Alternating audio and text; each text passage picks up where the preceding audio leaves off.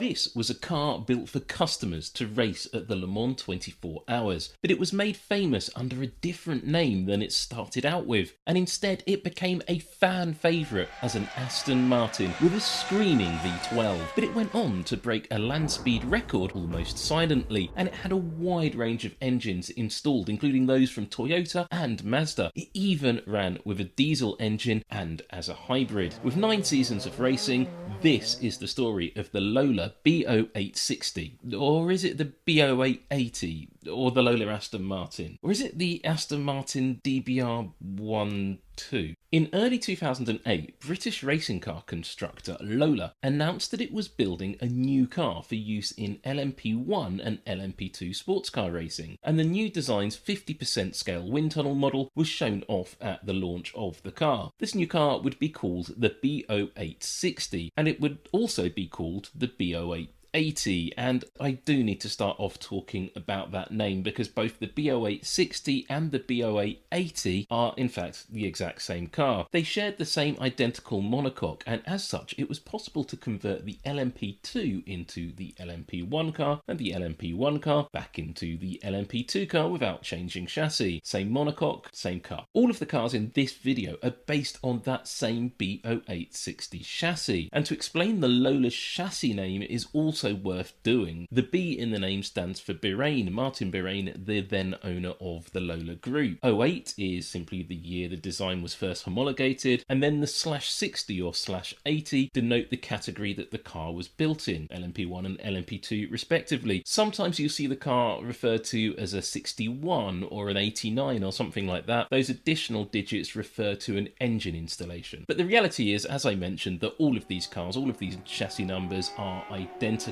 and some cars built as LMP2 cars ended up racing in LMP1, and some LMP1s ended up racing in LMP2. Lola's very first customer for this new, confusingly named car was something of a surprise. It was the ProDrive run Aston Martin racing organisation. Aston Martin wanted to use its 6-litre normally aspirated V12 engine raced in the DBR9 GT1 car in the LMP1 category at Le Mans, but the company didn't have the capacity to design or manufacture a Le Mans prototype chassis from scratch at the time, so it opted to use the new Lola. To achieve this, the first chassis was then seemingly sold to Aston Martin Racing, or possibly ProDrive, and then loaned out to the Czech team Schure's Racing Systems, which ran the car under its own banner and sometimes jointly with Aston Martin Racing in the 2008 Le Mans series and at the 2008 Le Mans 24 Hours. Also on the grid that year were some LMP2 versions of the new Lola, including examples supplied to the Speedy Sieber team fitted with Judd engines. You can see that from the single inlet on the roof of the chassis here. Overall, the car's design owed an awful lot to the tried and well-proven Lola B0540 design, which raced in LMP1 as the B0610. Yeah, this numbering confusion does continue. But both of those were an evolution of the MG-backed Lola LMP675 car, which raced at Le Mans in 2001. The biggest difference between the B0540 and the new car was of course the closed top chassis and the revised aerodynamic package to go with it. The new chassis was a one-piece monocoque with a symmetrical design, and it exceeded the crash test requirements at that time. Compared to the B0540, the fuel cell shape was changed slightly and slightly relocated, as was the case with the oil tank volume. And once the chassis had been developed to the LMP1 specifications, a package of parts was developed to allow it to also race in LMP2, as the rules allowed that interchangeability between LMP1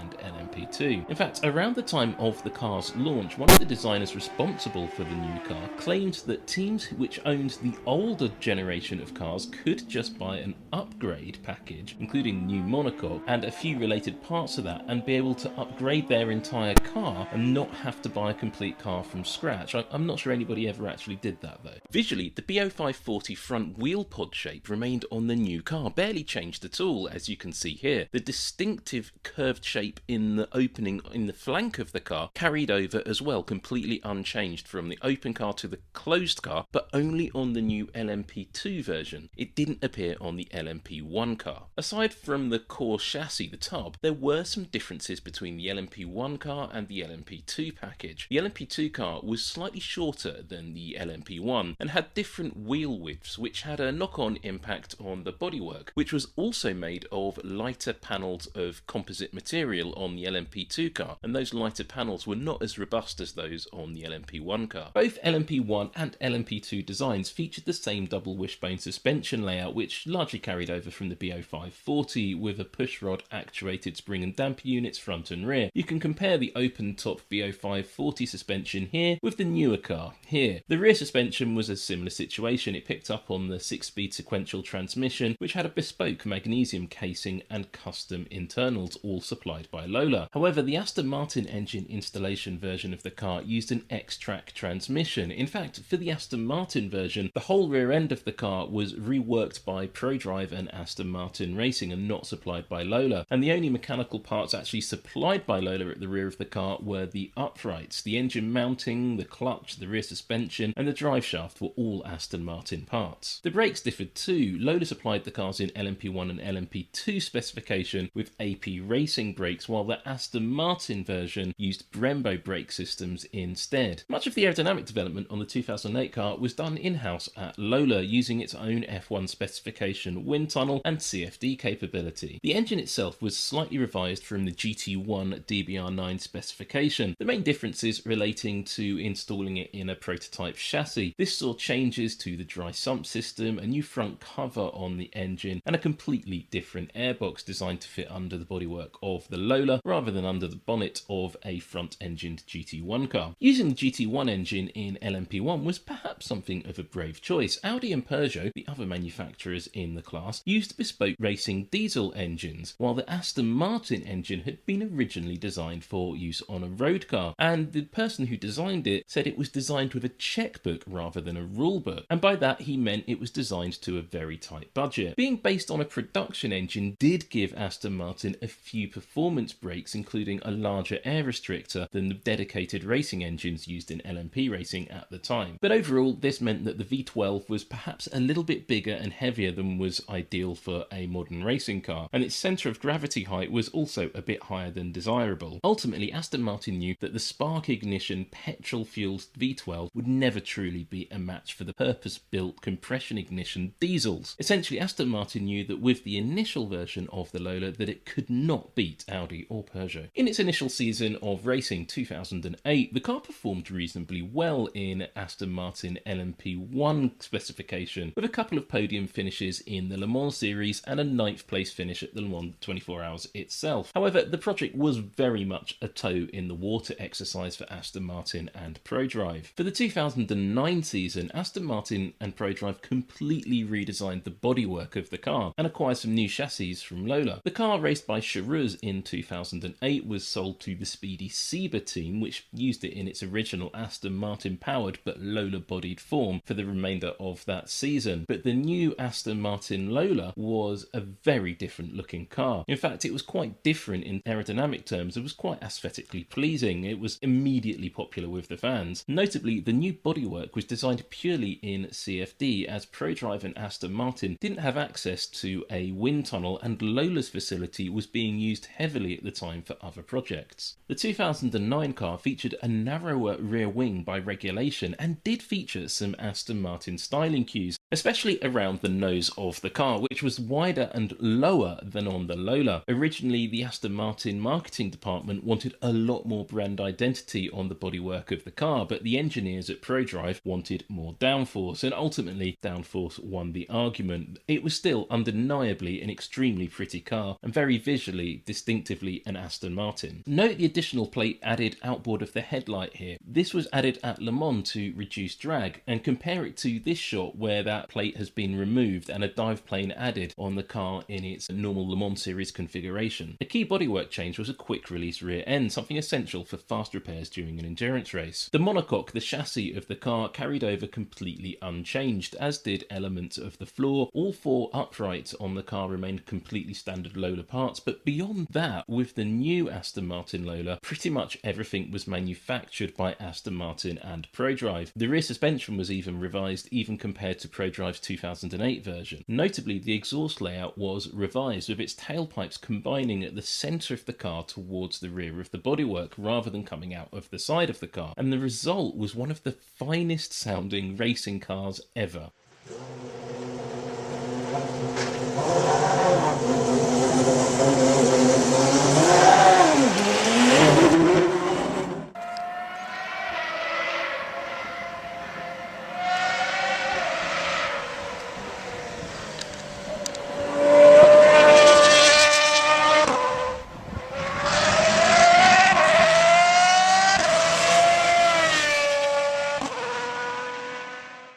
don't remember the 2008 version of the car sounding quite so good, but in the era of the diesels at Le Mans, the sound of that V12 was remarkable. The engine itself was actually significantly upgraded for Le Mans in 2009 as well. Notably, Aston Martin had already sold all 3 of the cars due to compete at Le Mans in 2009 to collectors ahead of the race. At one point, there was a bit of a falling out between Lola and Aston Martin over the identity of the car. ProDrive and Aston Martin Racing insisted on calling it the Aston Martin DBR1-2, but nobody really referred to it that way, and it was generally called the Lola Aston Martin, or the Aston Martin Lola. Confusingly, Lola began referring to the car as a B0960 and a B1060 on top of the original chassis naming confusion, though these were the exact same monocoques. Adding to that confusion as well was the fact that some Aston Martin chassis numbers for the DBR1-2 were apparently applied to multiple Lola tubs. Aside from all of this confusion and silliness, the reworked Lola won its debut race at the 1000 kilometers of Catalonia, and won again later in the year at the Nürburgring 1000 kilometers. At Le Mans in 2009, the rebodied Lola Aston Martins proved to be quite competitive. They were the second fastest car on the straight, 4 kph down on the Peugeots, but quicker than the Audi R15s. And in qualifying, they were the fastest petrol-fueled cars in the field, just ahead of the unrebodied Lola Aston Martin run by the speedy Sieber team. And notably, all of those Aston Martin-powered cars were faster than a pair of privateer Audi R10 diesels.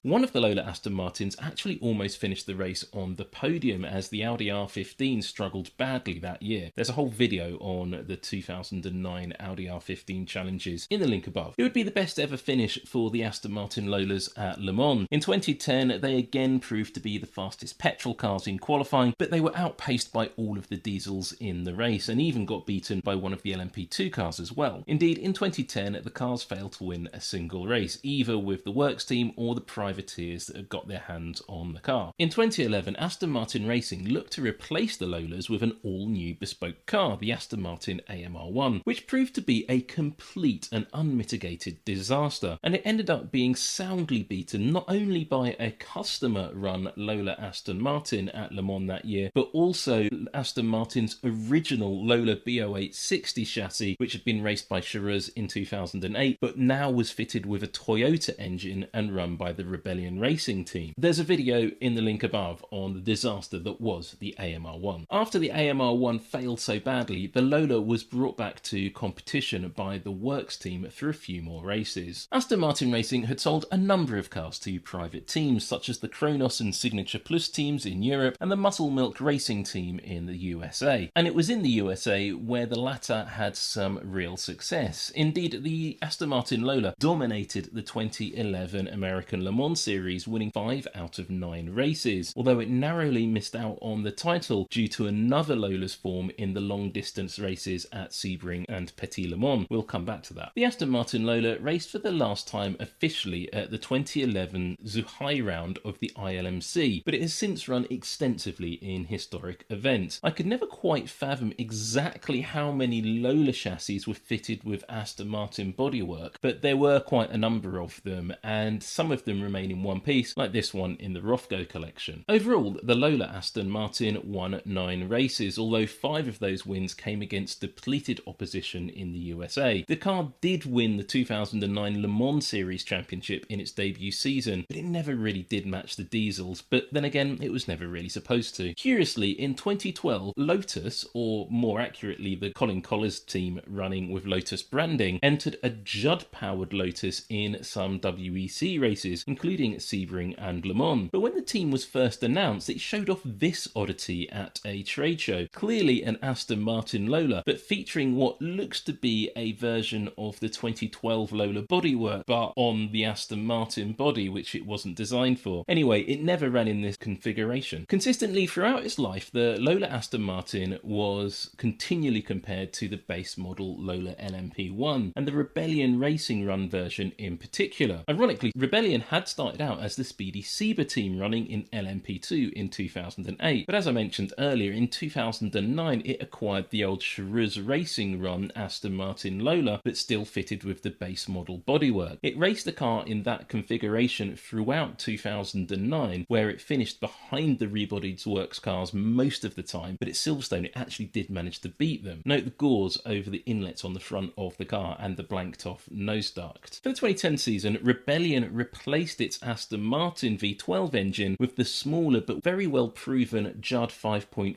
litre V10 engine, a unit based on a 3.5 litre Formula 1 engine from many years ago. This engine had packaging and weight advantages over the V12, but as a bespoke racing engine it used a smaller air restrictor than a bigger Aston Martin design. Rather than refer to the engine though as a Judd, which is what it was, the team rebadged the engine under its own name for reasons I've never quite fathomed. Notably, Judd also supplied its smaller V8 engine to some LMP2 Lola teams. Note the different exhaust layout on this LMP2 version, for example. In 2010, the Rebellion team, now using its Judd-powered Lolas, was narrowly beaten in the Le Mans series by an Aston Martin Lola run by Signature Plus, and it was less narrowly beaten by Oreca, which was running a privateer Peugeot 908 and absolutely dominated the championship. More change was obviously needed for the team, so in 2011 the team formed a new partnership with Toyota's German motorsport engineering subsidiary TMG, better known today as Toyota Gazoo Racing Europe. Toyota was gearing up for its own well overdue return to Le Mans and decided to supply the team with its IndyCar-based RV8K engine, which would later be fitted to its new Toyota TS030 hybrid in 2012, and of course a Toyota Prius. Link is above. Rebellion continued with the Toyota power in its car for the next few years, but in 2011 the Toyota-powered Lola, in a mildly updated configuration, won the Le Mans series overall and scored 2 victories at Petit Le Mans, the first in 2012 and the second in 2013. Aston Martin, and to an extent at least Toyota, were not the only manufacturers interested in the Lola chassis. At the same time the car was making its debut with Charuz and Aston Martin in 2008, BK Motorsports in the USA fitted the chassis with its AER-built Mazda MZR-R racing engine, a 2-litre 4-cylinder based unit to compete in the LMP2 category with manufacturer backing in the American Le Mans series. So this was really the second manufacturer to compete using the Lola chassis as a worked-backed project after Aston Martin. The Mazda-backed entries were taken over by Dyson Racing in 2009, which continued to race a pair of Mazda-powered Lolas in the American Le Mans series. But that backing didn't just come from Mazda, a significant amount of backing also came from fuel company BP. And the reason for that was that Dyson Racing and Mazda were willing to run the cars on experimental fuels, and later on diesel engines and even hybrid power, and we'll get back to that. Here's a good look at the Mazda-powered Lola early in its career with Dyson and still running the original bodywork package. Note the shape of the front impact structure. From the side you can see aspects of the cooling system as well as the semi-stressed engine installation with metal bracing struts either side of the 2-litre turbocharged unit, which still mounts directly to the Lola transmission. It's worth noting that the Mazda engine also raced at Le Mans and in Europe, and notably in a Lola with the RML team. The engine was also fitted to some Pescarolo chassis, but it never proved to be as popular as some other designs such as the Judd V8. In 2009 the Dyson Lolas contested the American Le Mans series in LMP2, but in 2010 the series combined LMP1 and LMP2 together into a single prototype class for most but not all of the championship, but the classes were again split up in 2011. But the series by this point was really struggling for prototype entries. The Dyson Lolas had somehow been classed as LMP1 entries rather than LMP2 cars, despite utilising the same 2-litre turbocharged LMP2 engine as they started out with. Notably, the cars run on a biobutanol fuel from BP, which started out as an experiment right at the beginning of the Lola Mazda project, but blended with ethanol it actually became a permanent thing for the team. During the 2011 season, the team improved the car somewhat, reworking the engine installation to improve torsional stiffness and extending the wheelbase ever so slightly. That was not the only update the Lolas were to get that season, or more importantly in the following one, but we'll get back to that. The main prototype class of the American Le Mans series in 2011 had become an all Lola affair. It had Dyson's 2 Mazda powered cars taking on muscle Little Milk's Lola Aston Martin, and there was also an older open-top specification car with an AER engine contesting the championship, though the works Lola Aston Martins did make a brief appearance as well. In LMP2, there was a sole car contesting some of the races, and that again was one of the Lolas. While it sounds like an embarrassingly small field, the racing between the lead Dyson Lola and the sole Aston Martin Lola was absolutely thrilling to watch, and featured some incredibly close racing battles at times. The Mazda-powered Lola-bodied car won 2 races to the ProDrive-bodied Aston Martin-powered car's 4 wins, but as the latter car retired from both Sebring and Petit Le Mans, Dyson and Mazda took the title. In 2011, Lola upgraded some of its non-Aston Martin-powered LMP1 cars, but not the Mazda-powered cars, as they were really LMP2 cars racing in LMP1. The Toyota-powered Rebellion run cars were fitted with new front headlights, revised bodywork around the front wheels, which had been enlarged following the LMP1 trend of the time, and suspension changes had also been made accordingly. The new bodywork also featured a revised nose with the tip raised ever so slightly and the distinctive boxy front end removed, and its internal brake cooling ducts relocated on the front bodywork. Another variant of the bodywork was also developed, which saw the front end opened up significantly. This variant was seemingly only ever used by Rebellion, who raced it on some higher downforce tracks in 2011 and also used it on occasion in 2012 before another major upgrade was introduced. And in 2012, Lola did indeed introduce a massive upgrade package for all of the LMP1 and LMP2 cars. Bear in mind, by now the Aston Martin bodied cars were no longer in competition, and this was partly in response to new rules from the ACO, which mandated the use of large holes above the front and rear wheels of the cars, something which saw a number of different solutions from different manufacturers. This was all part of the wider effort to stop cars flipping at high speed. In the LMP1 version of the car, the larger front wheels were introduced in 2011 with Rebellion. Well, that was made a little bit more universal across the range so that teams using those cars could get the same benefits of tyre development that the works teams were getting with their wider front tyres. And those wider front tyres also saw the development of a new front wheel pod, which had a much more curvaceous leading edge. The nose was dramatically reshaped as well, as had been teased on the 2011 package used by Rebellion. That distinctive boxy front section was replaced with a smoother nose and that slightly raised tip, and the brake cooling inlets were further relocated either side of the main nose structure. As Lola was able to put a bit more R&D effort into the LMP1 version of the car, it started there, and some of the lessons from that new bodywork were filtered down to the LMP2 version of that upgrade package. And by that point, it had become quite hard to distinguish the LMP1 Lola from the LMP2, and that's not just down to the naming convention. Although the LMP1 bodywork retained more freedom for the teams to pick between different aero packages, the LMP2 cars could only really add and remove the front dive planes. Note the difference between the upgraded LMP1 headlights and front wheel pod shape and the LMP2 version. The LMP1 version features 3 headlight lamps, while the LMP2 version has just 2 and a slightly different leading edge shape. The upgrade was more than just aerodynamic though. The overall weight of the car was reduced by about 40 kilograms with some changes to the manufacturing process of various parts all across the car. Curiously, the bell housing of the car was adapted to accommodate a hybrid system, and if any team wished to do so, there was a hybrid system available. And additionally, the weight distribution of the overall car was shifted slightly more forwards, while the suspension was revised slightly again. By the time the upgraded parts were reaching the teams though, Lola had started to collapse financially as a company. In 2007, when the B0860 and the B0880 were first being developed, the company looked like it was in fantastic shape. Although it had just lost the Champ Car supply contract, it was actively pitching for the IndyCar 2012 contract, and it was also developing a car for Formula E. It had many consulting projects as well as projects in Formula 1, and it even had a competitive Formula 3 program. Additionally, it was working on a number of defence projects, including manufacturing work on the British Watchkeeper military drone. By 2012 though, all of that work had gone and the company was closed down before Le Mans. Many of its assets were actually put up for sale, and you can still find some of them for sale online. Check out Pit Lane Spares. Teams racing with Lola cars, not just in sports car racing, feared for the ongoing parts supply, but Canadian company Multimatic stepped up to secure that part supply and be able to continue manufacturing some parts and supplying them to the teams that wanted it. And they secured secured an 8-year deal to keep Lola going in some form, which did involve having the rights to use the Lola name in certain criteria. Indeed, there was some thought of a brand new Multimatic developed LMP2 chassis to replace the B0880, which would carry the Lola name, but that never actually happened, though the car did get developed. We'll get back to that. This, though, was not the end of the story. I mean, we're not even really close to the end of this video yet. Despite the complete collapse of Lola, Lolas were still racing in a number of series, including Dyson Racing, and they were still contesting the American Le Mans series, which now had a slightly bigger LMP2 class with more Lolas, ironically, including a Judd-powered example, and a couple of races a Honda-powered example appeared as well. However, Dyson were contesting the LMP1 class primarily, and upgraded its cars with the full new package from Lola. Despite some wins in the championship year, it missed out on the overall title after the newer Honda HPD ARX-03 of the Muscle Milk team often proved to be the faster car, having replaced their Lola Aston Martin with that Honda-powered machine. In 2013, the LMP1 class got ever tougher, and the Mazda-powered Lola of Dyson was challenged at a number of races by one of Rebellion's Toyota-powered Lolas, as well as the newer Honda HPD chassis. However, Dyson continued with its program with the two cars it had, both still running on butanol, but towards the end of the 2013 season, Dyson opted to trial the hybrid system that Lola had adapted the car to as part of the 2012 update. The Flybrid hybrid system was a purely mechanical hybrid system, with a flywheel providing the energy storage medium. It had been used in sports car racing before, making its debut with the Hope Pole Vision Swiss Spirit Areca Volkswagen in 2011, and the system neatly fitted into the updated Lola. If this system sounds familiar, then it should. The hybrid system we're discussing here is a much lower powered version of the system that was later fitted to the deeply troubled Nissan GT-R LM. There's a whole video on what went wrong with that and the hybrid systems involved with it in the link above. For Dyson, the integration of the hybrid system seemed to go quite well. The system weighed in at 40 kilograms and in theory gave the car a 135 to 150 brake horsepower boost. As the Mazda 4-cylinder engine was one of the smallest and lightest engines in the field, even combined with the hybrid system weight, the overall power unit was still lighter than most other LMP1 engines.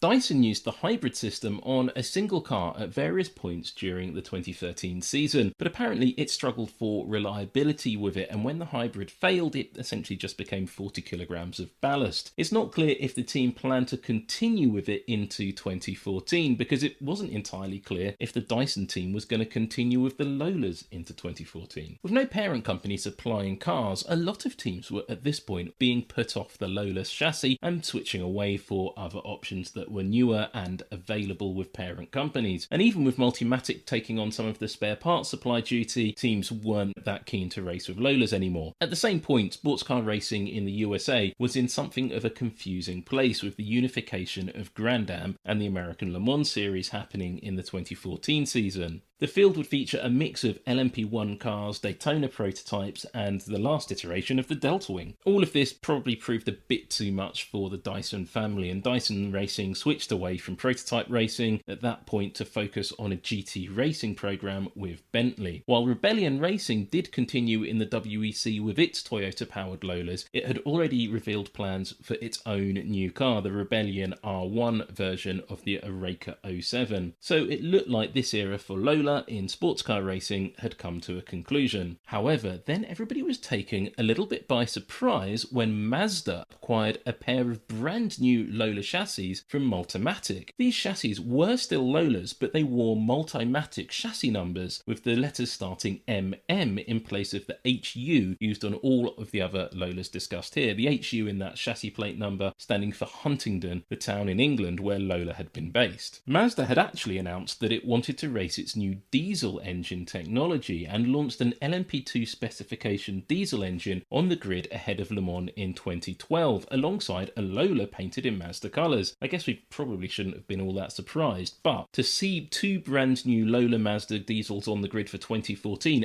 after Lola had collapsed was very unexpected. After all, these were new cars from a company that no longer existed at all. Mazda had actually raced this diesel engine before in the Grand Am GX class using a tubular frame car. However, in the Lola, the engine was modified for greater performance and produced about 475 brake horsepower and revved to 5,200 RPM with about 800 Newton meters of torque. While the block and head remained completely standard production parts, the crankshaft was made by Pankel, Marla steel pistons replaced the aluminium pistons used in the GX car, and the fuel injection system was replaced by an advanced Bosch Motorsport system. Interestingly, the compression ratio of the engine was reduced slightly to improve durability, while a Garrett turbocharger was fitted to the engine along with an air-to-air charge air cooler. Once again, the Mazdas would not just run on any old fuel. The diesel fuel used by the cars would be a synthetic diesel fuel made from waste products, such as algae fuels and waste corn byproducts. Apart from being blended to run in a diesel engine, it's actually not that different to the 2026 F1 fuel. The 2014 and 2015 seasons were not spectacular for the Mazda diesels, which were at times referred to as Mazda Prototypes rather than Lolas, and they were entered by the Speed Source team. But the results were reasonable and the marketing value was quite strong. For example, one of the diesel Lolas briefly led overall at the Daytona 24 Hours, the first and last diesel to do so. Compared to the Daytona prototypes, which made up the bulk of the field at that time, the Lola looked really advanced and high-tech. And despite the fact that these were the last of the Lola B0860s or B0880s racing anywhere in the world, they still looked super modern.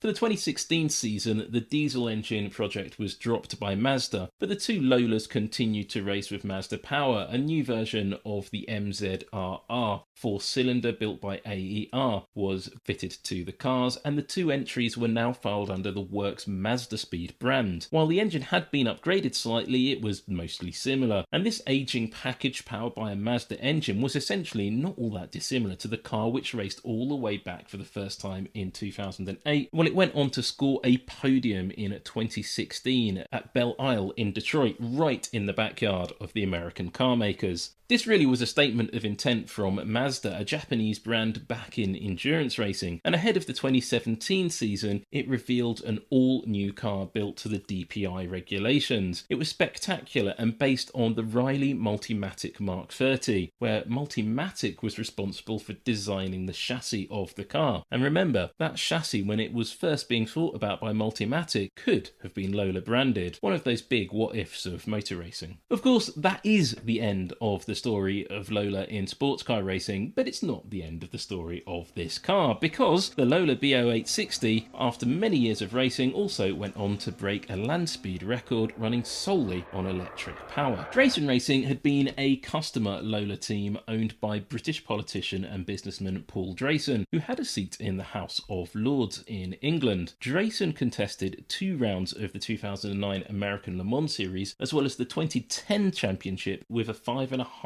litre Judd V10 powered Lola B0860, and with it the team had some entertaining battles with the Works Aston Martin cars. He'd also raced the car at Le Mans in 2010 but failed to achieve a classified finish. Interestingly, prior to buying the Lola, Drayson was an Aston Martin customer in GT racing, and as such it was perhaps something of a surprise that he didn't buy a ProDrive bodied Aston Martin powered version of the car, but perhaps the price tag being asked for that version of the car was more aimed towards collectors than those who actually wanted to go racing, and maybe he felt it was too high and opted for the Judd engine version instead. At the end of the 2010 season, Drayson decided to put his Judd powered car aside and take it to bits and adapt it to run on electric power, and he wanted to set about breaking some land speed records with the car in 2012. This wasn't purely for the challenge of it. Drayson had an eye on the soon-to-start Formula E Championship and wanted to not only advertise his organisation's capabilities, but also develop them a bit further. The Lola was stripped down and extensively reworked. The Judd engine, transmission, exhausts, related hydraulics, electronics, and even the fuel tank were all removed. 4 160 kilowatt axial flux Yasa 750 electric motors were put into the back of the car to drive the rear wheels, and they jointly produced around 850 brake horsepower, at least in theory, with 4,000 Newton meters of torque. Energy storage came in the form of 3 separate battery packs, each with lithium-ion cells from A123 Systems. There was talk of using an innovative form of structural composite battery from British military company BAE Systems, but I'm not sure that those were ever actually used in the car. The rear suspension was modified on the car as well, but it remained a double wishbone layout with pushrod actuated dampers, but a bespoke composite spine was added to the rear of the car to carry the structural loads. After all, the gearbox had been removed and so had the engine. You can see that here. Note the cooling pipes feeding both the brakes and the motors. Externally, the bodywork remained essentially the same as a 2010 specification Lola B08 60. As the car was not used in racing in 2011 or 2012, it lacked the modified bodywork seen on the other Lolas. Instead, it was based on the very original bodywork package. The only obvious difference was that the headlights were blanked off. Interestingly, at the launch of the car, the ducting at the front of the bodywork was run fully open rather than fully or partly closed to reduce drag, as was seen on some cars prior to the 2012 upgrade kit. Note there are no holes over the front or rear wheels, as these were not made mandatory at the time that the car was competing in the American Le Mans series. The optional 2008-2009 specification blanking plates were later installed in place of the louvres over the front wheel. And in testing, this was largely the trim that the car ran in, though it was occasionally fitted with blanking plates on the front wheels to reduce drag. However, for the record run itself, the bodywork was modified to further reduce drag. While the car retained its rear wing, it was trimmed out almost completely, and new very large end plates were added, though they looked rather crudely linked to the rear bodywork, with the whole assembly being driver adjustable. The mandatory louvres behind the rear wheels were removed, but the ACO spec floor and diffuser remained. The nose ducts were also blanked off completely at last. The vertical element on the tip of the nose is a timing strut to ensure that the speeds are accurately recorded. These are common in some forms of British motorsport, like hill climbing. A large cover was placed over the rear wheels as well. And in terms of the main aerodynamic changes, that was about it. In reality, in order to hit the speeds that Drayson wanted to, at least at first for the British record, the car didn't really need to go much beyond the Le Mans specification. The largely similar Speedy Seba run at Lola Aston Martin with the original bodywork, the same that Drayson had got, hit 330.4 kph on the Mulsanne Straight in 2009, or 205.3 mph. Essentially, all Drayson needed to do was produce more power than that, and have that power available for long enough to complete the record run.